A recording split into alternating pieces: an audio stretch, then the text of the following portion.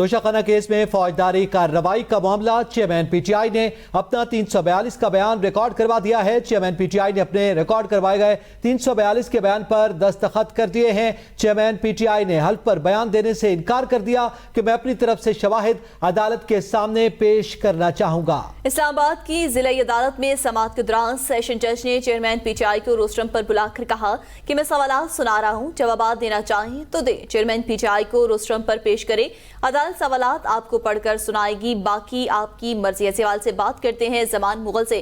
جی زمان مغل، آگاہ کیجیے گا توشہ خانہ کی آج جو کارروائی سامنے آئی ہے اس حوالے سے۔ جی بالکل، توشہ خانہ کیس کے حوالے سے آج ایڈیشنل سیشن کورٹ ہمایاں دلاور جو ہیں ان کی عدالت میں کارروائی ہوئی اور چیئرمین پی ٹی آئی نے اپنا 342 کا بیان ریکارڈ کروایا اور دوران ریکارڈ کرائے گئے بیان انہوں نے کہا کہ بے شمار چیزیں ایسی تھی جو میری عدم موجودگی میں ہوئی، نہ تو میں نے اپنا کوئی نمائندہ مقرر کیا تھا، عدالت نے خود ہی میری طرف سے نمائندہ مقرر کر دیا تھا، جبکہ ان کی طرف سے مجھ پر جتنے الزام لگائے گئے ہیں ان کی کوئی شہادت یہ پیش نہیں کر سکے ہیں۔